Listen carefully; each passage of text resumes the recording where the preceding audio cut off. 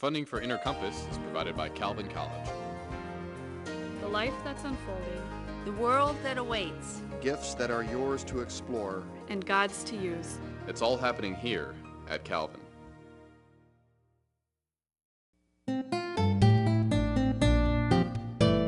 Welcome to Inner Compass. I'm Karen Saupe. When's the last time you talked to a teenager at your church? It can be a little scary. Sometimes they glare at us. Sometimes we're just not sure how they're going to react to our contact. Our guest today will show us why it's so important that we make connections with our youth and how we can do so a little more comfortably. Join us on Inner Compass. From the campus of Calvin College, this is Inner Compass, exploring how people use faith and ethics to guide them through critical issues of today. My guest today is Darwin Glassford, Associate Professor of Church Education at Calvin Theological Seminary and Book Review Editor for the Journal of Youth Ministry. Welcome, Darwin. Thank you. Glad to be here. You've been doing some research on teenagers in the church. How would you characterize the theology of the typical Christian teenager? Theology of the typical Christian teenager. Well, there's been a lot of research done on teenagers and their theological perspective, and I think a good way to describe it is a way that three British researchers do, and they call it the happy MIDI narrative. And the theology is shaped around being happy, and that's the goal. And what happens within that context is that they adopt a language sometimes of traditional Christian theology, the terms and the words and ways of expression, but they interpret them very differently. And so often for adults, it appears that they're tracking with them. Right. When they're probably tracking in a very different direction. And what does that direction look like, the happy MIDI narrative? The happy MIDI narrative is about being happy and to be happy at all cost. Okay. The MIDI part comes in that the shift seems to be that it includes, at least to some British researchers, their immediate friends and their family. So the family is beginning to enter back into that picture. There's this, it's this kind of nebulous area out there, very hard to describe, where religion provides moral boundaries, but those moral boundaries aren't absolute. We adopt them as young people, and then we can also dispense with them if necessary. At the same time, the moral boundaries may be applicable for one person or one group of people, but may not be applicable for another group of people. So there's that sense that whatever works for you whatever is kind of the right works, thing. but the goal is that we should all be happy. And within our little community. I mean, when you talk about that community. MIDI community, does that mean that as a teenager I care about my friends and family being part of my happy community, but it doesn't really matter what's going on in another country or another state or no, though we would like them to be happy. Okay. Yeah. But that's not our central That's concern. not our central focus. So maybe it's good in the sense that it's not entirely self-centered. It's not all about me, but there's a little community, but maybe not far-reaching. I do remember as a teenager, I think I was in high school, when one of my teachers said one time somebody asked the question something, what would make you happy, or how would you define happiness?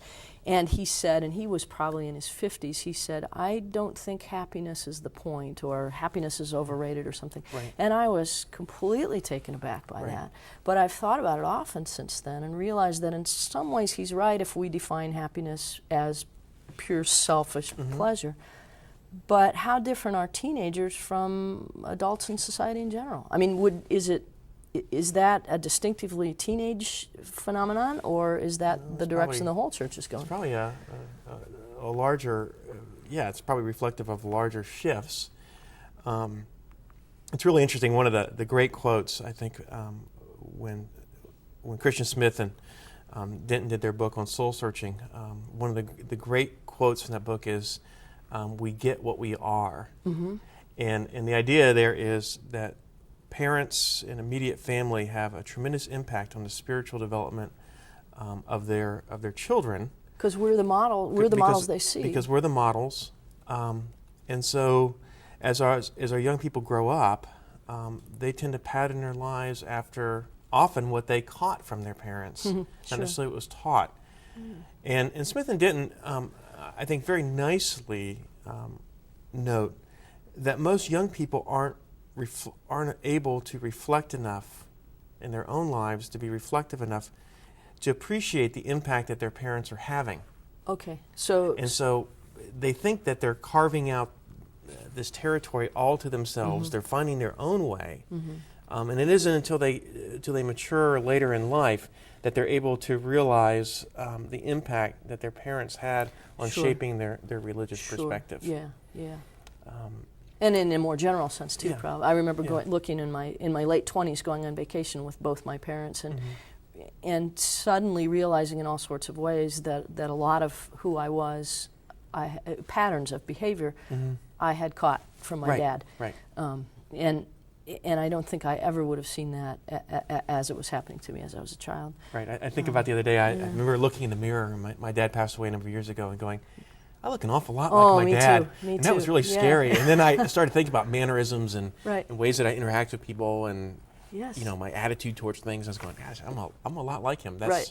That's really good in some ways and really That's scary it. It's in a other relief ways. to maybe it's good that we don't discover that till we're old enough to realize that it's not the worst thing that could happen to us, right?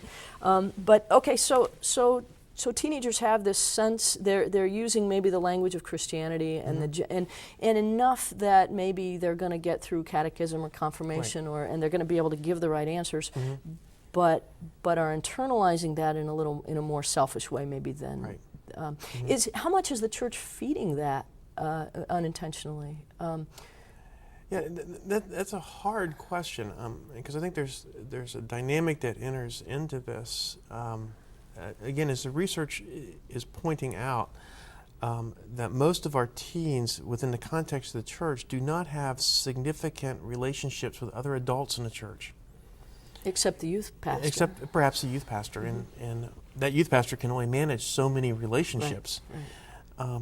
And yet, in the research that came out in Soul Searching and other places, is one of the things that teens highly desire is relationship with significant adults in their religious communities. I'm always surprised. I work at a summer camp, and I'm always surprised, and I guess I shouldn't be anymore, when kids, especially the high schoolers, come up to me and want to talk to me. In the swimming pool, they'll come over and just want to chat. And I always think, wait, don't you know that I'm a nerdy old adult? Right. But it pleases and flatters me. And I've come to realize slowly that they're looking for ideas about what to become, I think. Right. Or not to become, maybe. Well, it's this idea that others have picked up on, that how do we view them? Right. Do we view them as essentially in this transitional stage where the best thing we can do is set them off to the side until they're through it, and then we'll welcome them back into the adult community. But when we welcome them back, they don't know any adults and they don't feel comfortable in that community. Yeah. They've been isolated. Or do we see them as young adults who need to be mentored into adulthood? And if we're going to mentor them into adulthood in our religious communities, then we don't see them as the future of the church. We see them as a church. They're part of of the present. And that means that the leadership of the church and other adults in the church need to begin engaging them as young adults and mentoring into that role early on, rather than saying, okay, when you reach this point, you're an adult and you can take your place here. Sure, because how will you know how to be that adult? Right, how you... I was thinking about my own teenage years in the church, and I had a very tightly knit group of friends, our youth group. We all went to different schools, but so our sort of weekend togetherness was very important. We'd grown up together. And I remember a point, I think probably in junior high, when whoever the powers that be were got sort of frustrated with us. We had our inside jokes and our strange customs and traditions that were very important to us and very odd, I think. And I guess they just had trouble finding us a Sunday school teacher who was willing to put up with us. And at one point they just said, find your own teacher.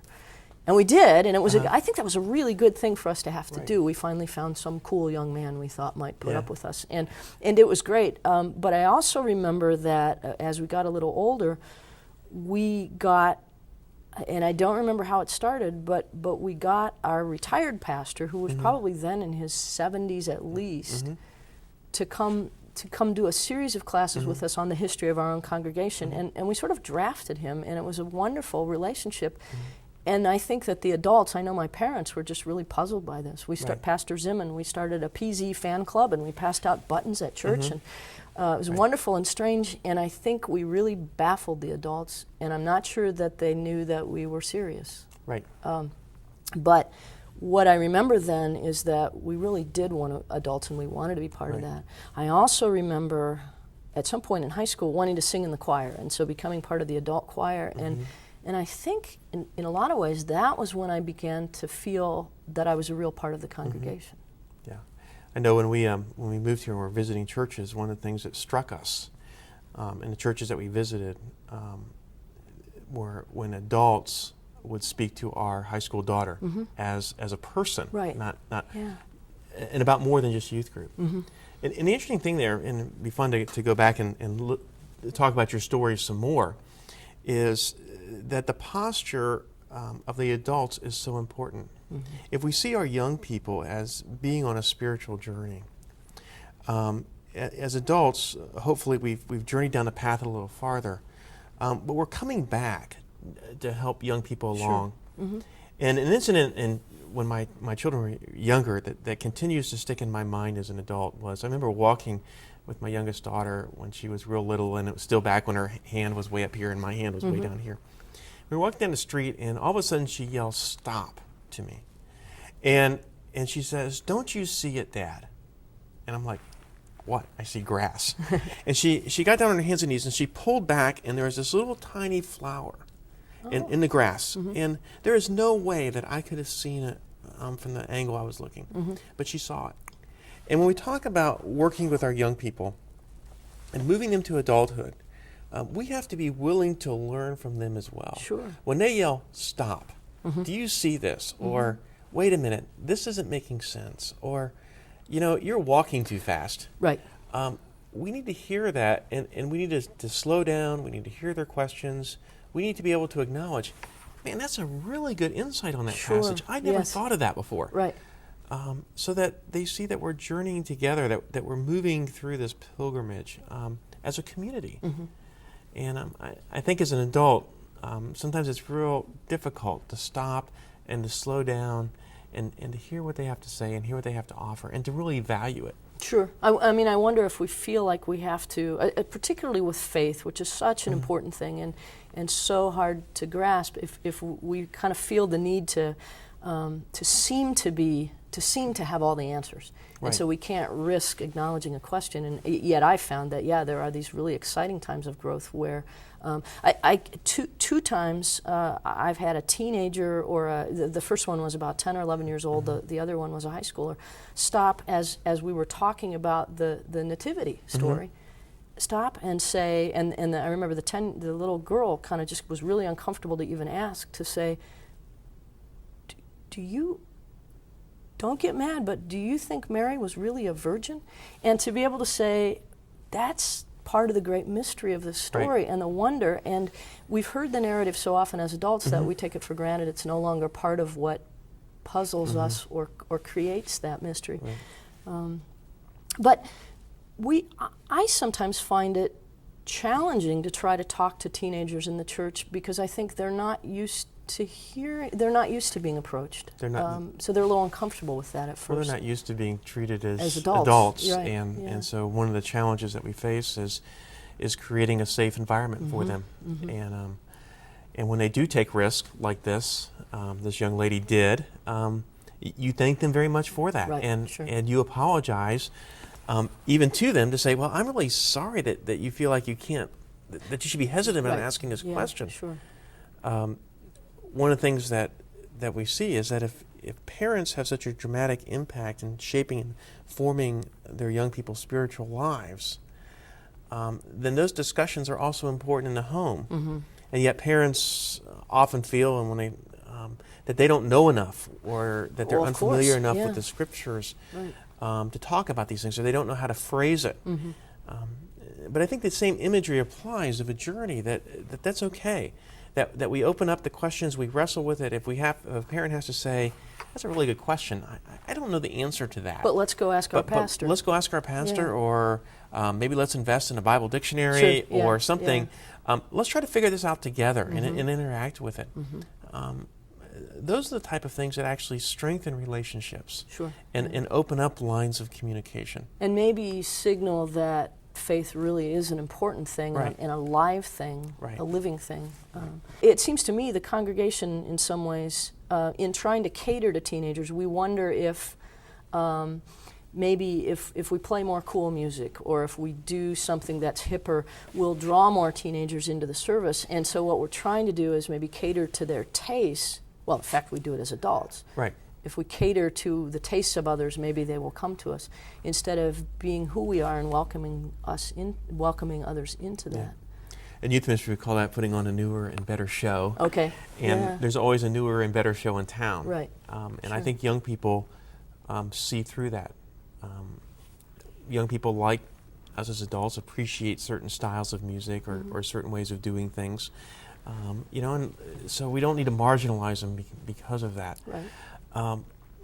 At the same time, what young people appear to desire, and what the research continues to validate, is significant relationships with other adults in the community. And so the question becomes, how do we create an environment, how do we create an ethos in our church that welcomes teenagers into our congregation? As an adult, if another adult visits our church, we go and meet them. Right. And we do things like, here's my name and here's my phone number. If you have any questions, Be in touch. Yeah. get in touch, or what's your name and phone number, and I'll call you later in the week to see if you have any questions. On the other hand, if a 14-year-old walks into our congregation, we don't approach them that way. We don't say, hey, thanks for coming today. If you have any questions about us, here's my number. We're afraid they won't like us. We're afraid they won't like us. And yet what they truly desire is, just like the rest of us, is relationships, and significant relationships. Yeah. That invite them in and that welcome them into our community to wrestle with questions and to explore issues. I was thinking, though, there's been for the last few years a young man that sits sort of across from me in church, a teenager, who every time I look up seems to be glaring at me, and I used to sort of take that personally, though I don't actually know this. I'm not sure I've ever spoken to him even. And finally I realized I think he's just really sleepy and not necessarily even unhappy, but Right. but I feel as if I'm being sort of told not to approach.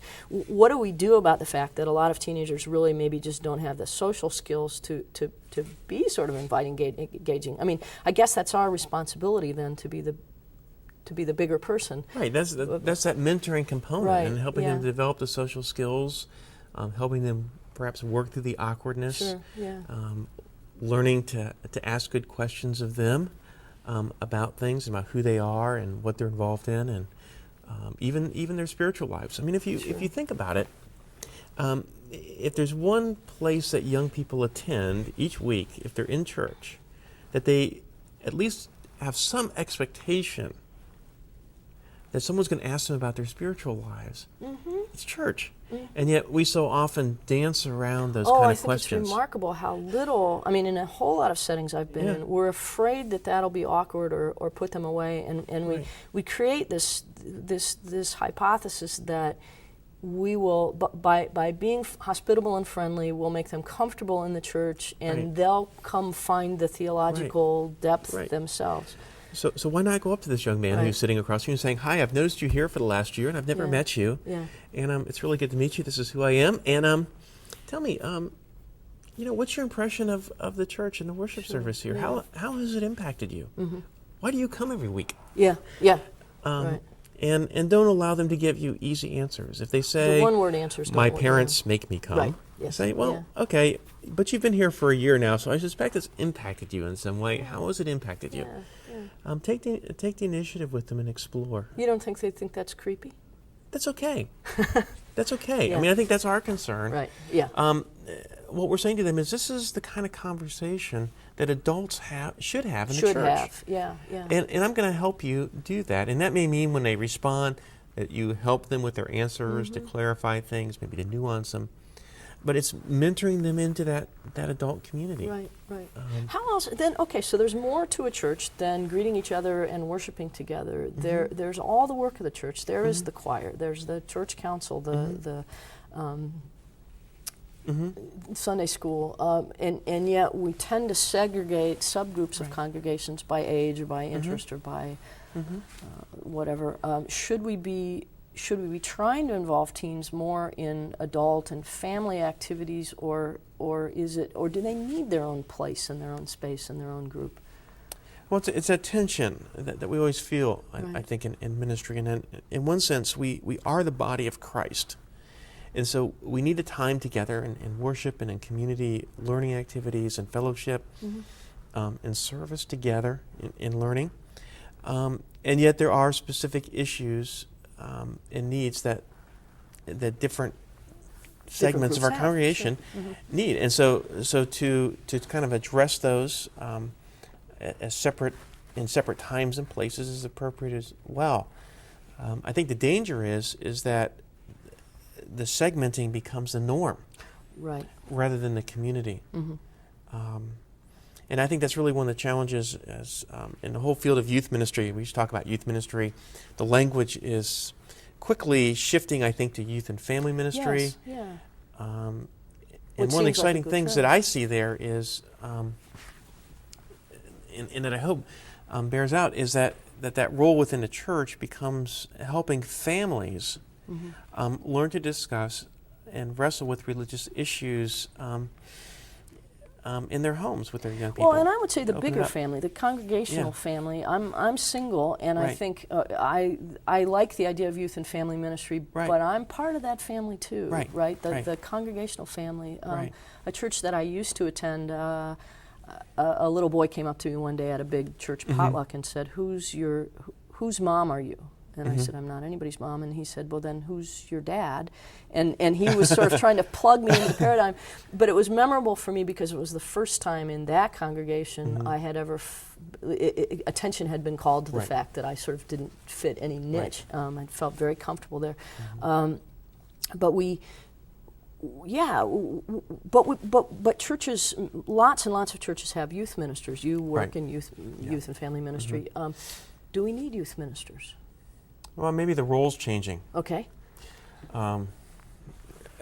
Maybe rather than the youth pastor who deals with this group of people that we segment over here until we can tolerate them, maybe the role of the youth and family person then becomes one who equips the congregation to work with young people. Maybe the role of the youth and family person is to work with the pastor in order to help him understand the changing cultural context that these kids find themselves in. Maybe that person's role is to help the pastor communicate, because really in working with teens, it's learning somewhat of a different language. Sure it is, yes. I remember one time I was doing a class for a number of adults, and there was this woman in there. She must have been late 50s, and we were doing a Linkin Park song. And hip hop, kind of a nice mix, and she we played it through, and she raised her hand and she said, "How on earth do you understand that stuff?" Yes, right. And I said, "It's learning a language. In order to learn a language, you study it, you immerse yourself in it, and you reflect on it." And she gave me this incredibly puzzled look, and she said, "Oh, well, if it's just learning a language, and that's all it takes to communicate with these young people, I can do that." Wow. Yes. You know, I know she didn't like the style. Sure. But it's learning a language, and I think sometimes a youth and family person can help a pastor mediate and to understand the language of young people, and is effective communication going on? That goes both ways too, doesn't it? I mean, let's just go back to musical styles for a minute. That's how does a teenager learn to like, a 17th century hymn? Well, again, it's exposure and the desire to appreciate and understand that language. I can't see Linkin Park becoming part of worship, but I could see hip hop. Well, I could see it in some places actually. Yeah, okay,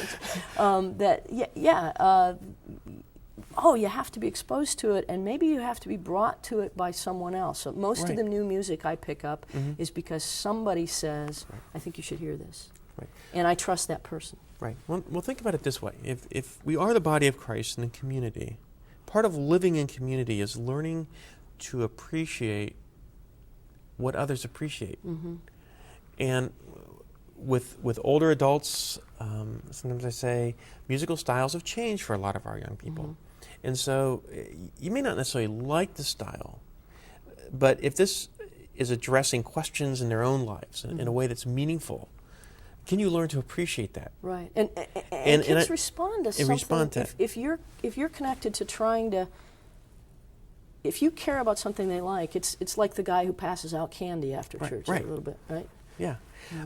But that's a two-way street. How do we take our young people, if we're going to mentor them into adulthood, and say part of being a member of this community is that this segment of our church deeply appreciates this particular style of music in these hymns, and you need to learn to appreciate them as well, because these people are part of our community. Of your family. We appreciate them and we love them. Right.